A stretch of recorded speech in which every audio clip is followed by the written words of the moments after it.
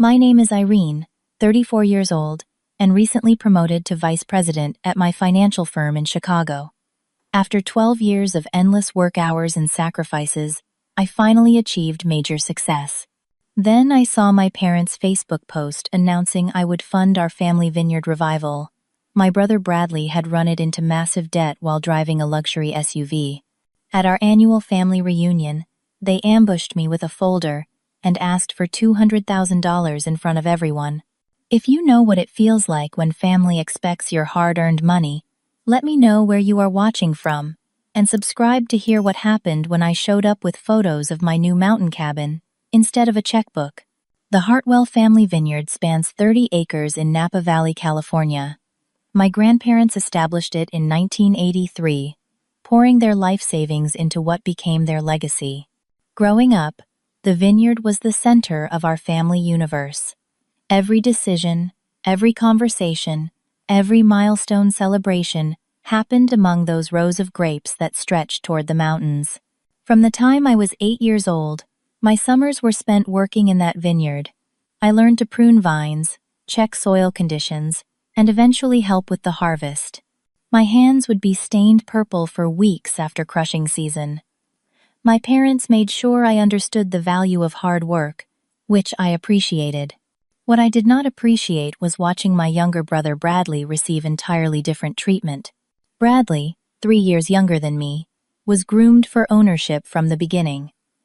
While I was assigned actual work, he shadowed my father, learning the business aspects. He was the golden child, the son who would someday inherit the family legacy. The contrast in our treatment became more obvious as we entered our teenage years. When Bradley turned 16, my parents gifted him a brand new Ford truck, custom painted with the Vineyard logo on the doors. When my 16th birthday arrived 6 months earlier, I received a 10-year-old bicycle that had previously belonged to my cousin. My parents explained that the truck was an investment in the Vineyard future, as Bradley would need reliable transportation to make deliveries and meet with distributors. Meanwhile, I could pedal to my after-school job at the local grocery store. The pattern continued through high school. Bradley was encouraged to take business classes and wine appreciation courses. I excelled academically, but received minimal acknowledgement. When college application season arrived, my parents spent thousands on a consultant to help Bradley get into the prestigious viticulture program at UC Davis. I researched scholarships alone at the public library computer after closing hours at my job. Bradley dropped out of college during his sophomore year, claiming he needed to help run the vineyard. My parents accepted this without question. Meanwhile, I worked 3 jobs to put myself through business school at a state university. I lived on ramen noodles and shared a tiny apartment with 3 roommates to save money. My parents rarely asked about my studies, but called weekly to update me on how Bradley was revolutionizing the vineyard operations. When Bradley officially took over operations at 23, my parents invested $80,000 in new equipment he insisted would improve production. That same year, I graduated with honors, but could not afford the gas money to drive home for the ceremony. No one from my family attended. I made the decision to move to Chicago at 22 after securing an entry-level financial position. The starting salary was barely enough to live on, but it offered potential for growth that staying in my hometown could never provide. The distance provided perspective on my family dynamics that had been impossible to see from within. My career progression required immense sacrifice. For 12 years, I dedicated myself fully to climbing the corporate ladder. I enrolled in a night MBA program that meant studying until 2 a.m. After full workdays, I took on extra projects nobody wanted. I moved 5 times to progressively smaller apartments in worse neighborhoods to save money. I went without health insurance for 3 years to afford my student loan payments. Every promotion came through relentless effort, not luck or favoritism. During those 12 years, my contact with my family remained minimal. Holiday visits were brief and uncomfortable, centered almost exclusively around vineyard talk. My accomplishments were acknowledged with quick congratulations before conversation returned to Bradley's newest expansion ideas or equipment purchases. I learned to keep my life private, sharing little about my growing success or the recognition I was beginning to receive in my industry.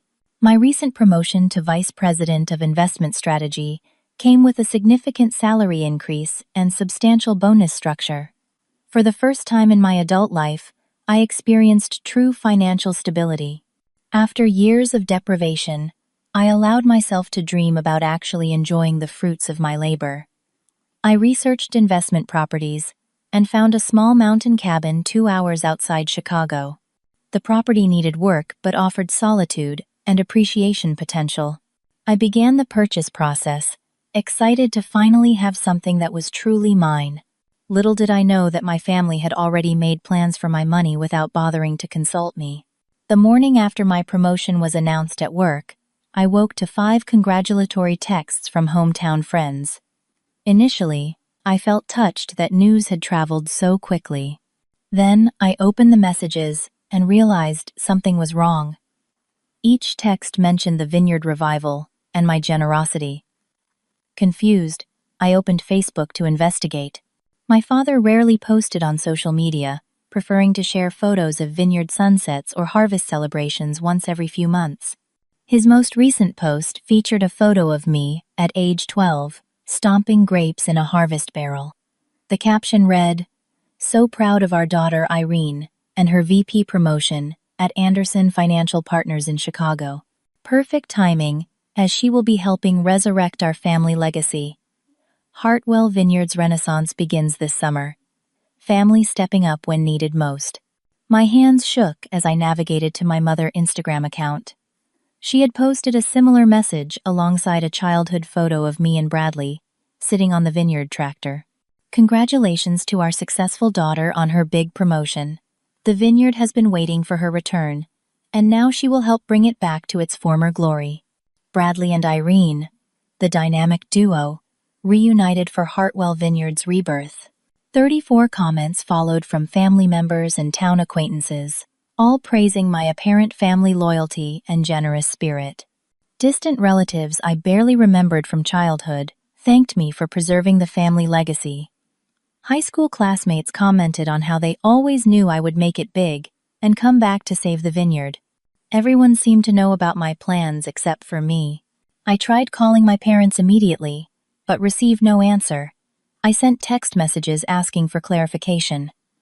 Hours later, my mother responded with a vague, "We will discuss everything at the reunion next month." "So excited to see you, sweetheart." 4 attempts to call over the next 2 days resulted in brief, evasive conversations where my parents changed the subject whenever I mentioned the social media posts. Then came the email from my Aunt Patricia, expressing gratitude for my generous contribution to the Vineyard revival and suggesting we discuss her son's potential employment during my upcoming visit. She attached photos of her 24-year-old son, who had just been released from his 3rd rehab stint, and mentioned how working at the Vineyard would keep him on the straight and narrow. My anxiety grew with each passing day. Sleep became impossible as I lay awake, imagining confrontations and calculating financial impacts. I found myself stress-eating for the first time since college, consuming entire pints of ice cream while researching wine industry economics after midnight. The promotion that should have represented freedom had somehow become a trap. The family reunion was scheduled for 3 weeks later, an annual tradition held at the Vineyard every summer. I considered making an excuse to skip it, but realized the situation would only worsen without direct intervention. Whatever expectations my family had created needed immediate correction. My internal conflict intensified as I recalled childhood memories. The Vineyard had once represented security and belonging before becoming a symbol of favoritism and rejection. Part of me still craved my parents' approval, while the adult in me recognized the unhealthy patterns at work. The financial professional in me suspected serious money problems beneath the sudden interest in my career advancement. I decided to research the Vineyard current status before the reunion. Online reviews showed a steady decline in ratings over the past 5 years. The website had not been updated in 3 years and featured outdated contact information. Social media accounts showed sporadic posting with minimal engagement. Local business listings, revealed reduced operating hours and the cancellation of events that had once been Vineyard traditions. Instead of flying to California as originally planned, I decided to drive. The 26-hour journey would give me time to think, and having my own vehicle would ensure independence during my stay. I packed professional clothes for the reunion, alongside hiking boots and jeans for the cabin shopping trip I had scheduled afterward. I needed to maintain perspective about my priorities regardless of family pressure. I also assembled a folder containing my own financial records, bank statements showing my hard-earned savings, the cabin purchase agreement in process, and a detailed budget reflecting my personal financial goals. If my family wanted to discuss money, I would be prepared with facts rather than emotions. 12 years of financial discipline had taught me the importance of clear boundaries, especially when it came to mixing family and finances. The drive to California was long but clarifying. With each passing state, my resolve strengthened. I had earned my success through relentless effort and sacrifice. Whatever crisis my brother had created was not my responsibility to fix. With this mindset, I pulled into the Vineyard driveway, noticing immediately how much had changed since my last visit 2 years ago. I arrived at Hartwell Vineyard on Friday afternoon, immediately noticing the signs of neglect that marketing photos had carefully avoided. The iconic entry arch sagged with peeling paint, and weeds pushed through the gravel driveway. The tasting room windows were dirty, with a handwritten by appointment only sign taped to the door despite the published opening hours. Several rows of vines appeared undernourished, their leaves yellowing prematurely in the summer heat. The equipment barn door stood open, revealing dusty machinery that appeared unused for months. 2 employees half-heartedly trimmed vines in the nearest section, both wearing expressions of resigned frustration. Neither looked up as I parked my modest sedan next to 3 other vehicles, including a brand-new Lincoln Navigator with custom wheels that I immediately recognized as likely belonging to Bradley. My suspicion was confirmed moments later when my brother emerged from the main house, designer sunglasses perched on his perfectly styled hair. His casual greeting came with a dismissive once-over of my travel-worn appearance and practical vehicle. "Finally decided to grace us with your presence," Bradley said, twirling his car keys around one finger. "Must be nice taking 2 weeks off whenever you want. Some of us actually work for a living." The irony of his statement while standing beside his $60,000 SUV was not lost on me, but I chose diplomacy for our first interaction. The drive gave me time to think. "The Vineyard looks different from what I remember." "Economic realities," he replied with a shrug. "You would understand if you were in the agricultural business instead of pushing papers in your cushy office. Not all of us can escape to the big city." His passive-aggressive jab set the tone for the welcome dinner that followed. Our parents had invited the extended family for what felt like a strategic gathering rather than a genuine reunion. Grandparents, aunts, uncles, and cousins filled the once gracious dining room that now showed signs of deferred maintenance. The chandelier had several burned-out bulbs, and water stains marked one corner of the ceiling. Throughout the meal, relatives made pointed comments that revealed how much misinformation had spread. Grandmother patted my hand and called me our Vineyard savior. Uncle Robert asked what tax benefits I would receive from investing in the family business. Cousin Sarah questioned whether I would commute from Chicago or build a new house on the property once I took over the financial side. Each comment received knowing nods from my parents, while Bradley studied his wine glass with exaggerated interest. "What exactly is $200,000 to someone making VP money anyway?" Aunt Margaret asked loudly during dessert. "Probably just one bonus check, right?" The room grew quiet as everyone awaited my response. I chose my words carefully. Every financial decision requires proper evaluation. I would need complete information about any potential investment. My mother quickly changed the subject to wedding plans for a distant cousin, but the damage was done. The expectation had been clearly established. I excused myself early, claiming travel fatigue while actually needing space to process my growing alarm. As I walked toward the guest cottage, I overheard Bradley arguing with someone on the phone near the production building. His voice carried in the evening air. "The 45,000 is coming, I told you. We have a solution now, so stop threatening to contact the board. You will get paid next week." He slammed his phone down when he noticed me, quickly switching to a casual stance. "Supply chain issues," he offered without being asked. "Nothing for you to worry about." The following morning, I reconnected with Heather, a childhood friend who now worked as operations manager at a neighboring vineyard. We met for coffee in town, away from family ears. Her insider perspective proved invaluable. "Everyone in the valley knows Bradley is running Hartwell into the ground," she confided after ensuring no one could overhear. "He fired Jefferson and Maria, the two most experienced staff members, when they questioned his decisions. Then, he invested 90,000 in an Italian bottling system nobody knows how to operate properly." She described his failed experiments with trendy wine varieties unsuited for the local soil conditions, resulting in 3 years of substandard vintages. Distributors had begun dropping Hartwell from their portfolios. Meanwhile, Bradley had understaffed crucial positions while creating a non-existent marketing director role for his girlfriend Amy, who had no industry experience but received a substantial salary. "The new boat he keeps at Lake Berryessa was purchased with Vineyard funds," Heather added, "and he flies to Las Vegas almost every weekend. The renovation on his house cost over $100,000 last year, while the production facility roof still leaks." Each revelation confirmed my suspicions. The Vineyard financial situation was likely far worse than whatever my parents planned to reveal.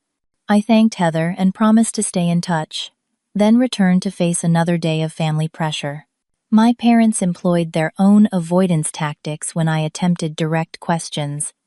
My father changed the subject repeatedly, steering conversation toward childhood memories and grandfather vision for the property. My mother emphasized family responsibility without addressing specific concerns. Both mastered the art of emotional manipulation, reminding me how the vineyard had paid for my school clothes and first car, conveniently forgetting that my car had been a 15-year-old hand-me-down requiring constant repairs. "Blood is thicker than water," my father repeated, whenever financial questions arose. "Family stands together in difficult times." I observed more troubling signs throughout the day. Bradley girlfriend Amy arrived wearing designer clothes and driving a new luxury sedan with Vineyard logo magnets hastily attached to the doors. She carried an expensive handbag while complaining about budget constraints preventing proper marketing materials. 3 vineyard workers shared a single set of pruning tools because replacements had not been purchased. The wine inventory in the cellar showed alarming gaps, with premium vintages mysteriously missing despite sales records indicating they had not been sold. By Saturday evening, I had compiled mental notes of numerous discrepancies. The family seemed to exist in an alternate reality where the vineyard temporary difficulties would be solved with my money, after which everything would magically return to prosperity. No one acknowledged the systematic mismanagement visible everywhere I looked. Sunday brunch would bring the formal financial discussion I had been dreading. I prepared myself for what promised to be an uncomfortable confrontation, knowing that standing firm would likely damage relationships, but potentially save my family from even greater financial disaster. Sunday brunch had been a family tradition since my childhood. Grandmother would prepare Belgian waffles, while grandfather told stories about the early vineyard days. Now, with 18 family members gathered around the expanded dining table, the event felt more like a business meeting than a nostalgic ritual. The usual laughter and overlapping conversations were replaced by an undercurrent of expectation and strategic seating arrangements that positioned me directly across from my parents and Bradley. My father waited until the coffee was served before tapping his spoon against his water glass. The room fell silent as he stood, adopting the ceremonial pose I recognized from countless vineyard events. "Before everyone departs, we have important family business to discuss," he began, his eyes finding mine. "As most of you know, Hartwell Vineyards has faced some significant challenges in recent years. Market conditions, climate complications, and necessary modernization have created financial pressures." My mother nodded supportively, while Bradley examined his manicured fingernails. I noticed several relatives exchanging knowing glances. Providence works in mysterious ways, my father continued. Just as these challenges peak, our daughter Irene achieves remarkable success in the financial world. Her expertise and resources arrive at the perfect moment to preserve our family legacy. He gestured to my mother, who produced a glossy folder, emblazoned with a newly designed Vineyard logo. She slid it across the table toward me with a practiced smile. We require a $200,000 investment to implement our revival strategy, my father announced to the room, rather than to me directly. With Irene financial support and Bradley operational genius, Hartwell Vineyards will not only survive, but thrive beyond previous heights. I opened the folder to find marketing materials rather than actual financial statements. Colorful graphs showed projected growth with no underlying data. Artistic renderings depicted a renovated tasting room and visitor center. The only numbers appeared on the final page. A request for $200,000 with vague terms for repayment from future profits. The projections indicate 300% return within 2 years, Bradley interjected, leaning forward. This is not charity. It is an investment opportunity we are offering to family first, before seeking outside capital. My mother touched my arm gently. We have already invested heavily ourselves. Your father and I have made 3 loans from our retirement funds, totaling $230,000. We believe in the vision completely. This revelation startled me. My parents were in their early 60s and had modest retirement savings. Risking their financial security escalated the situation from annoying to alarming. We approached Regional Bank for additional funding, my father added, but current banking regulations make loans difficult despite our property collateral. Translation: the bank refused them due to existing liens or poor credit history. My aunt nodded vigorously from across the table. Your grandfather built this vineyard from nothing. He would roll in his grave if we lost it now when salvation is within reach. The emotional manipulation continued from all directions. Uncle Robert reminded me how I had learned to ride a bike on the vineyard paths. Cousin William suggested the investment could be my legacy for future generations. Grandmother wiped tears while describing how proud grandfather would be of my contribution. Bradley delivered the most cutting comment, cloaked in a brotherly smile. It is not like you earned that promotion yourself, sis. Right place, right time, right connections. Some of us create real products from the earth, rather than shuffling money between accounts. The least you can do is share your good fortune. The room grew quiet, awaiting my response. 18 pairs of eyes fixed on me, with expectations ranging from enthusiasm to judgment. I felt the weight of family history pressing down, threatening to crush my hard-won independence. I closed the folder deliberately before speaking. I appreciate the detailed presentation. To properly evaluate any investment opportunity, I will need complete financial records for the past 5 years, current debt obligations, tax filings, and operational costs.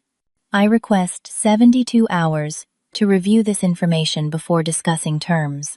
The reasonable business request landed like a bomb in the emotionally charged atmosphere. My father's face flushed red while my mother's mouth formed a small, disappointed circle. Bradley scoffed loudly. We are family, not a bank loan committee, he snapped. Either you believe in us, or you do not. I believe in due diligence, I replied evenly. $200,000 represents years of my work and sacrifice. I would review the numbers just as thoroughly for any investment. An uncomfortable silence descended over the table. My father finally broke it with a tight smile that did not reach his eyes. Of course you should review everything. Bradley will provide whatever documentation you need. The conversation shifted to safer topics, but the damage was done. Sideways glances and whispered comments followed me for the remainder of the meal.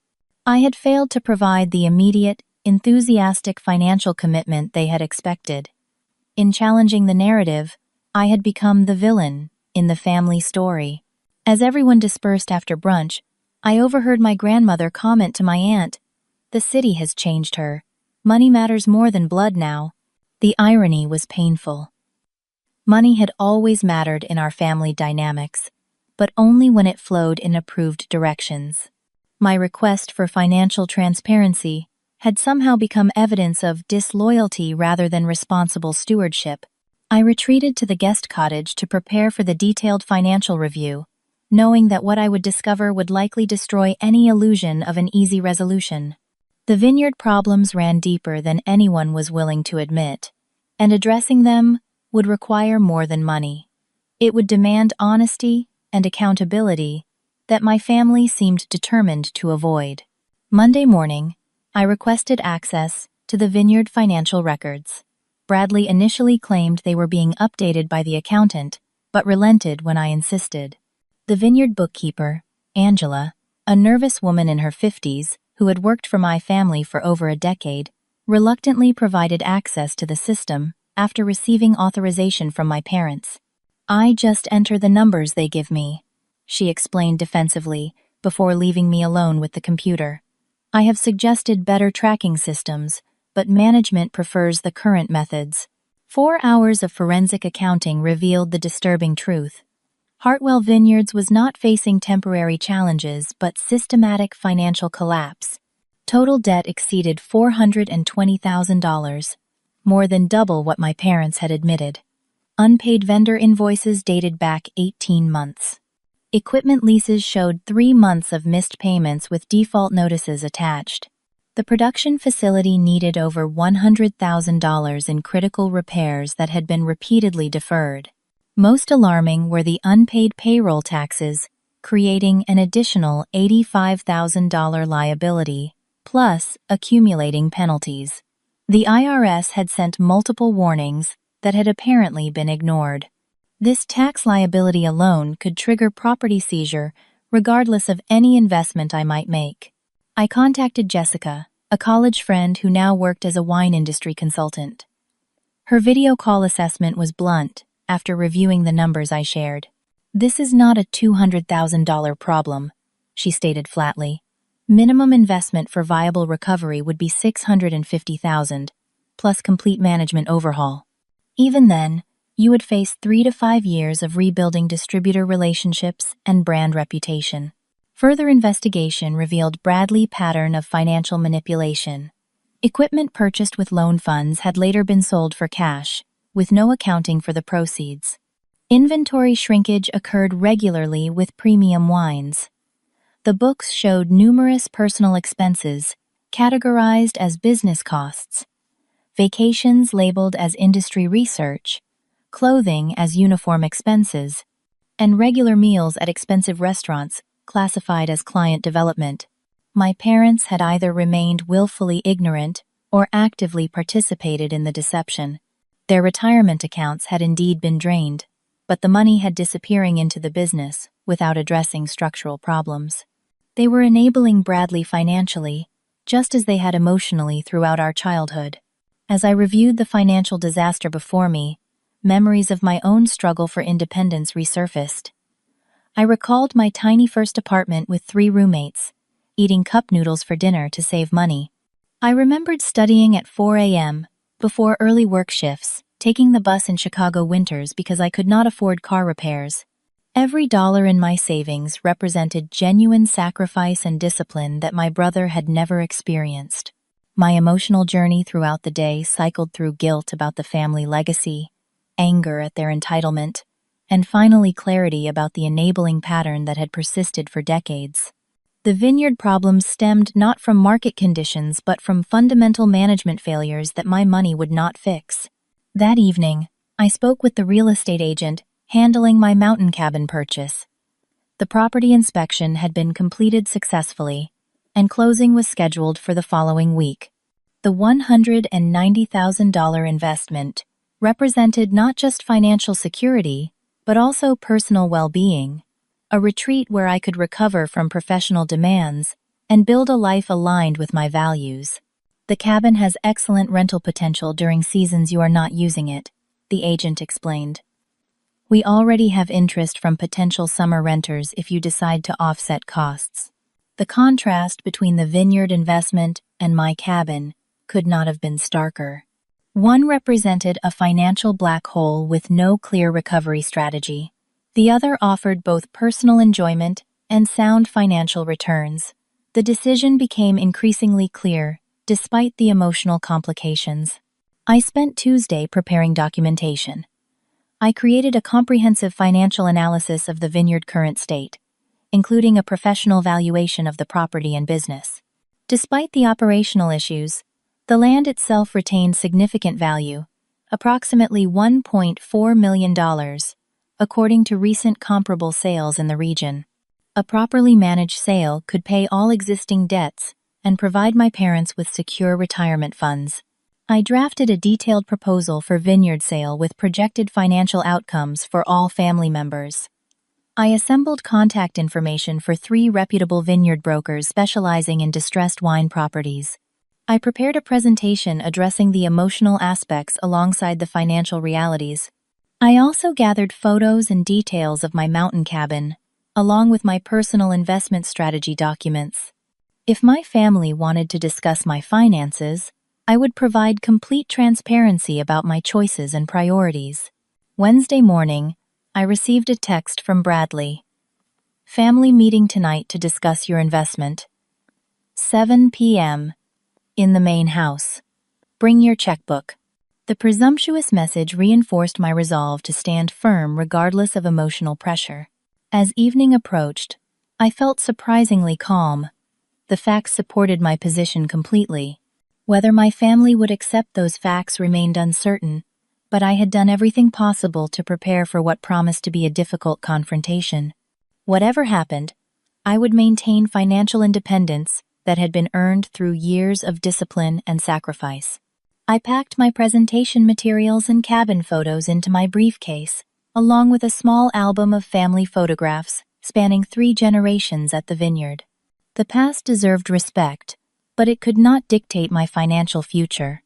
With this mindset, I walked from the guest cottage to the main house as sunset painted the struggling vineyard in deceptively golden light. 7 o'clock found 10 family members gathered in what had once been grandfather's study. My parents sat side by side on the antique leather sofa, with Bradley standing behind them in a power position. Aunt Patricia and Uncle James occupied armchairs, while several cousins perched uncomfortably on chairs brought from the dining room. The staging felt deliberate, with me isolated in a straight-backed chair opposite the family tribunal. My father began with a practiced speech about legacy and obligation, using phrases that had clearly been rehearsed. The Vineyard has supported this family for 40 years. Now the family must support the Vineyard through temporary adversity. Bradley had prepared a digital presentation displayed on a tablet he passed around. It contained selective financial information, showing only recent operating losses, without addressing underlying debt or tax liabilities. His revival strategy featured expensive equipment upgrades and marketing campaigns, with no clear return metrics. The funding request had mysteriously increased to $250,000 since Sunday brunch. We will need the investment by next Tuesday to secure the new distribution partner, Bradley concluded confidently. I have arranged for the bank transfer details. My mother added emotional weight. We have always believed in you, Irene. Your success makes us so proud, and now you can help secure the family future, just as we secured yours during childhood. The room fell silent as everyone turned expectantly toward me. The pressure was palpable. Decades of family expectations focused into this single moment. I took a deep breath and opened my briefcase. I have conducted a thorough financial analysis based on complete Vineyard records, I began, passing copies of my printed report to everyone. The situation is considerably more serious than presented. I connected my laptop to the television screen and displayed a series of financial charts that left no room for interpretation. The Vineyard required not $250,000, but a minimum of $650,000 for viable recovery. Even with that investment, success remained uncertain given market conditions and damaged industry relationships. Most concerning are the unpaid payroll taxes, totaling $85,000 plus penalties, I explained, highlighting the relevant documentation. The IRS can seize property assets regardless of any new investment. Gasps and murmurs filled the room. My parents exchanged alarmed glances that confirmed they had not known the full extent of the financial disaster. Bradley shifted uncomfortably but maintained his defensive posture. Furthermore, any investment would require complete management restructuring and operational oversight that would fundamentally change family roles, I continued. The current management practices are directly responsible for the financial decline. Bradley's face flushed red. Easy for you to criticize from your office tower in Chicago. You know nothing about running a vineyard. I know about financial viability, I replied calmly, and I have consulted industry experts who confirm my assessment. I transitioned to my alternative proposal, displaying the property valuation and sales projection. The vineyard land itself remains valuable. A properly managed sale would yield approximately $1.4 million after debts are satisfied.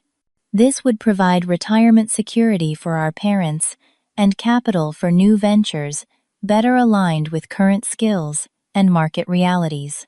My father shook his head vehemently. We will not sell the family legacy. Your grandfather built this vineyard from nothing. Grandfather built a thriving business through sound management and financial discipline, I countered. Those principles have been abandoned in recent years. I then displayed photos of my mountain cabin, explaining my personal investment strategy. I have worked 12 years for financial security and independence.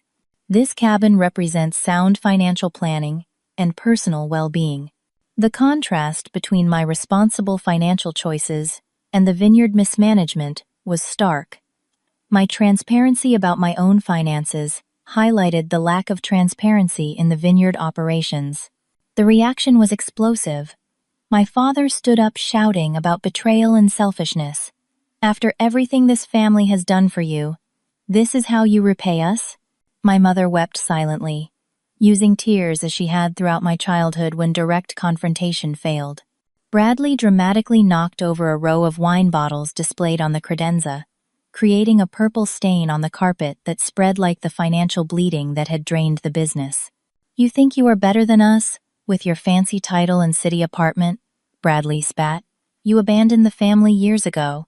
We do not need your charity. I remained composed, despite the emotional chaos, having anticipated exactly this reaction. This is not about charity. It is about financial reality and responsible stewardship. The vineyard cannot survive in its current form, regardless of my investment. I proceeded methodically through the remainder of my presentation, explaining the vineyard's true financial state with projections, showing that even with my $200,000, failure remained inevitable, without fundamental changes that the family seemed unwilling to make. Extended family reactions varied widely.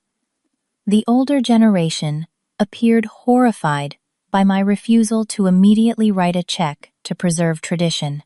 Several cousins, however, nodded thoughtfully at the financial analysis, recognizing the validity of my assessment. Aunt Patricia challenged me directly. You would let your parents lose everything when you have the means to help them? My proposal prevents them from losing everything, I explained patiently. The current path guarantees complete loss within 12 to 18 months. A strategic sale now preserves value before the situation deteriorates further. As the argument intensified, I gathered my materials and stood up. I understand this is painful to hear. Please review the analysis when emotions are less raw. My financial assessment and recommendation stand. I cannot invest in a business model that is fundamentally unsustainable. I walked out despite protests and recriminations, needing air and perspective. My feet carried me automatically to the old oak tree, where I had often hidden as a child when family dynamics became overwhelming. The massive branches still provided the same sense of shelter they had 25 years earlier.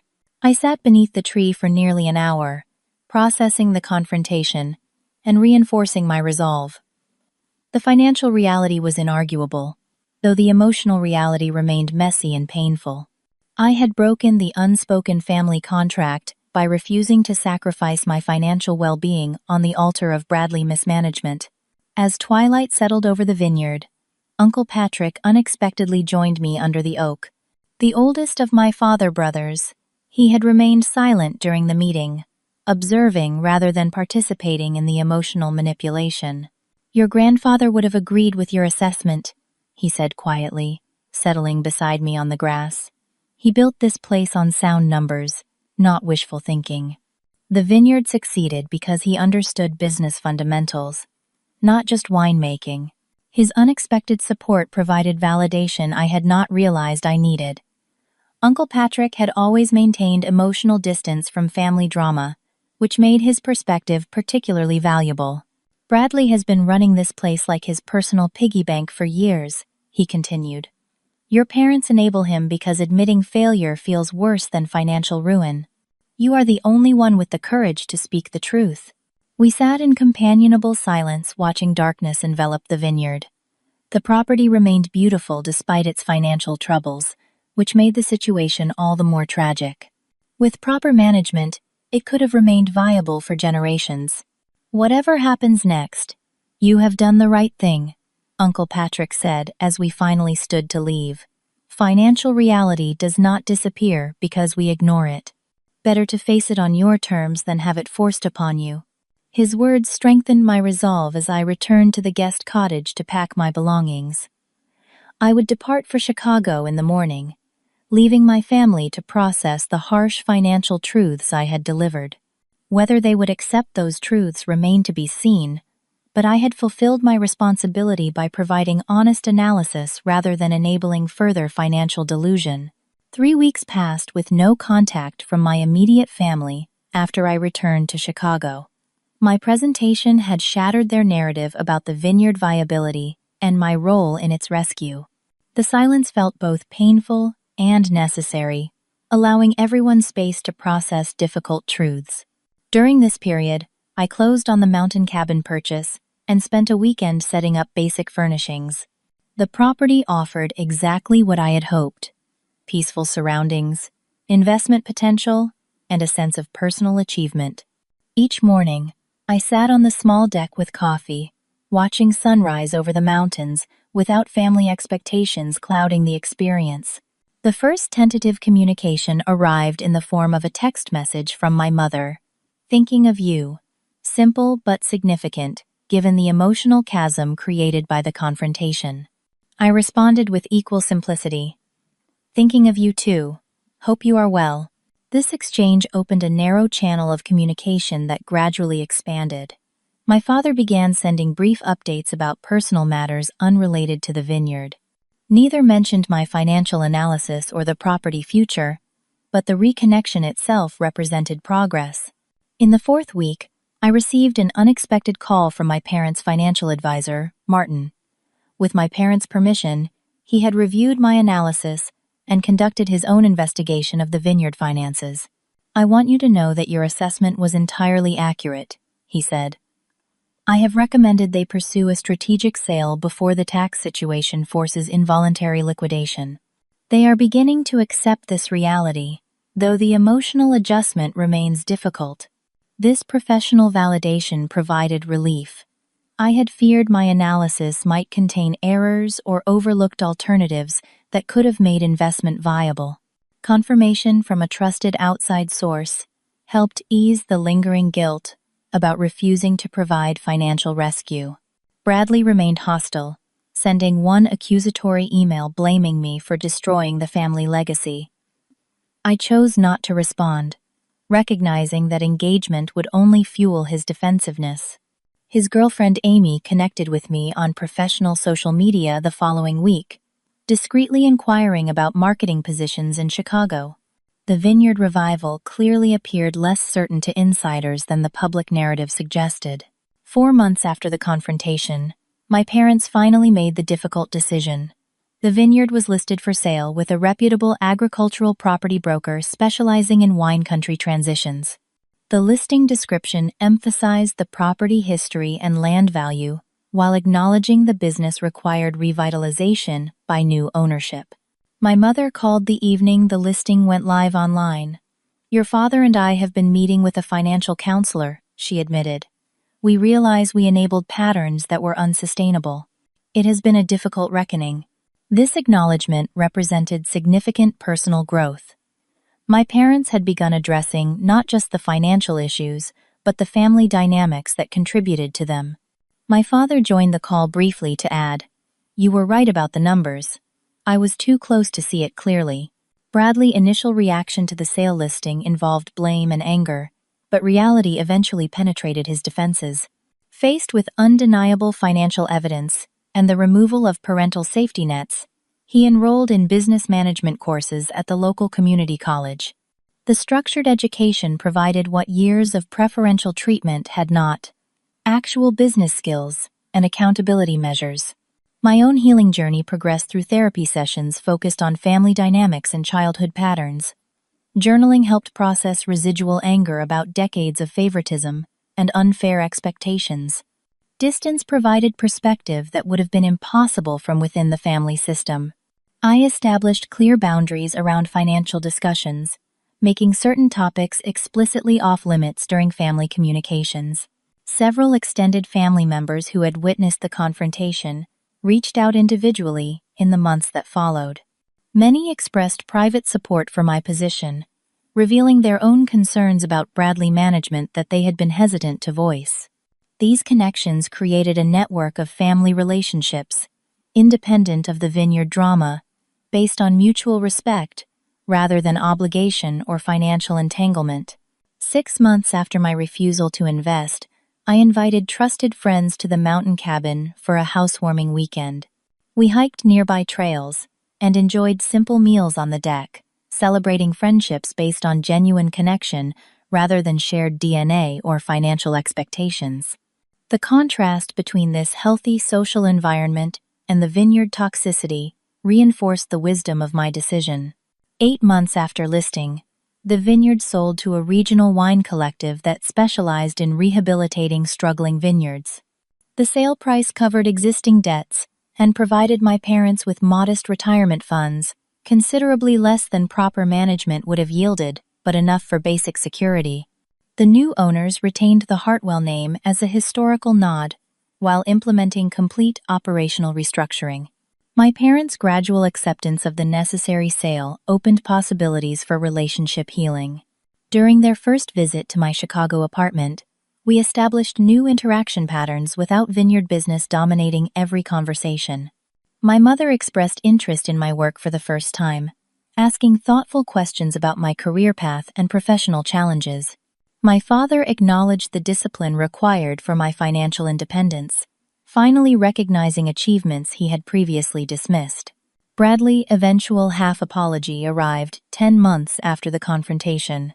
"I still believe we could have saved it with your investment," he wrote, "but I recognize the business had problems I was not addressing effectively." This represented significant progress from someone who had never previously acknowledged any personal responsibility for outcomes. The experience taught me profound lessons about the difference between genuine support and enabling behavior. Financial assistance that perpetuates unhealthy patterns ultimately harms rather than helps, regardless of family pressures or emotional manipulation. True family loyalty involves honest assessment and appropriate boundaries rather than unlimited financial sacrifice.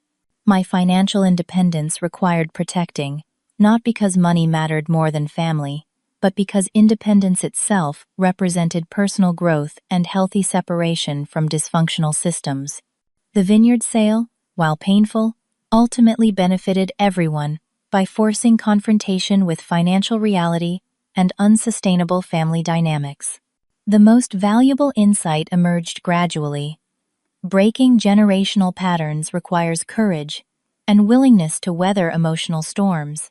By refusing to participate in financial enabling, I had disrupted unhealthy family systems that had persisted for decades.